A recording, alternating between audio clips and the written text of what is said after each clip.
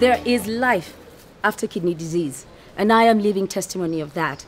Having been diagnosed with kidney failure 13 years ago and having survived it through the support of family, friends, and even strangers who over those past 13 years have ensured that they've provided me with the support to have 3 kidney transplants. That has been my battle.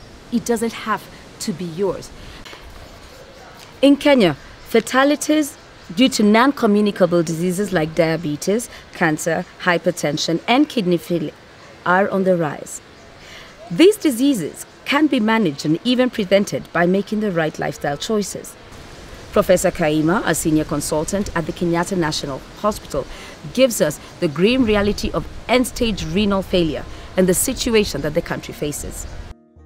About 100 and maybe anything between 90 to about 150 people per million population in our setup in the tropics have got what we call end-stage renal disease. Normal functioning kidneys determine the overall health of the body, and therefore care must be taken to ensure that such vital organs that cleanse the body of waste and help maintain the balance of healthy chemicals are kept healthy and functioning. But what causes failure in these organs that results in end-stage renal failure? The majority have had infections, maybe in the throat, in the ears, on the skin, unnoticed, okay? And they start as a problem which is discovered many years down, okay? The second one is diabetes, okay? The third one is high blood pressure. Now, if you're looking at these 3, maybe the fourth one is kidney infections and obstruction to urinary flow. Infections, which is number 1, like throat, ears, and so on, come out of poor sanitation, poor overcrowded, living conditions, okay? Poor hygienic conditions. So there is genetic predisposition, familial tendencies for diabetes. But quite a bit of our diabetes is also lifestyle. No exercise, we are becoming obese, okay? And we are eating the wrong foods, leave junk food out for children and for adults, because once you start getting used to that, then your chances for diabetes, that's a lifestyle. High blood pressure in the tropics, one of the main drivers is salt, the amount of salt we take in. I tend to say blacks were not designed, our genetic makeup was not designed for salt. So if you reduce that, reduce your salt, reduce your sugar, exercise, don't smoke. Smoking has got a lot of devastating effects on your blood vessels, on your heart, your kidneys, and many other systems. There are some well-known causes of conditions that could lead to renal failure. So what must you and I do to minimize the risk? What lifestyle choices should we be making? Be careful with whatever goes down. Anything that's not natural may become a toxin in your body. Yes, even natural products can be, but keep a balanced diet. Medications we take as prescribed, energy drinks or just substitutes or just herbal preparation. If you take those, or if you intend to take those, go and take a test. Confirm that your kidneys are fine. And as you go along taking, regularly do what? Test. And we've got 3 main broad methods. Dialysis, and there are 2 kinds broadly. Hemodialysis, where you use a machine, okay? Blood circulates through the machine extracts the impurities, returns the blood back to you. Session is about 4 hours to 6 hours, and you may have to do 2 in the tropics where we cut corners and the amount of money is difficult. We may dialyze you twice a week or 3 times a week.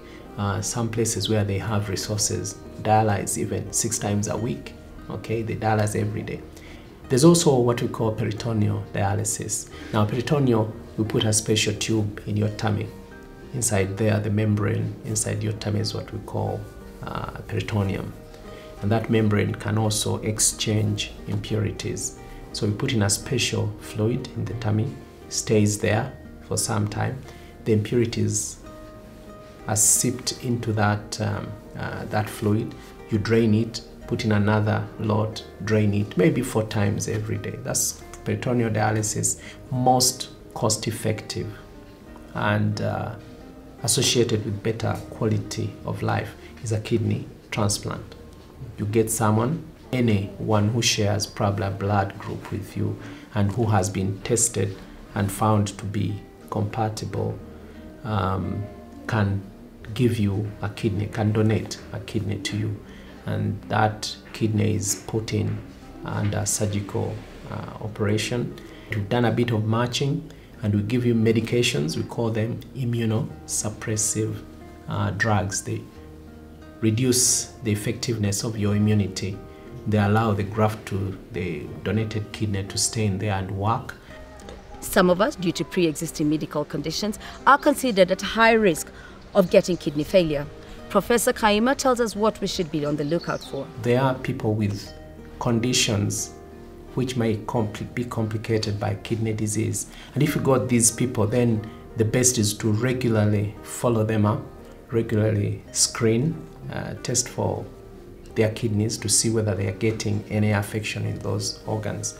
Diabetics, people with diabetes, there are many. The population is increasing. It's an epidemic in the tropics. And these tend to get many complications in other organs, the kidney being one of them.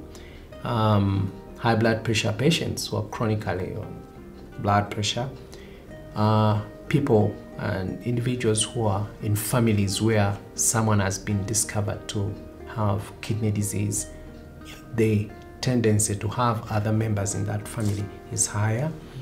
The elderly, there are patients on certain medications. For example, people who take painkillers and on and on.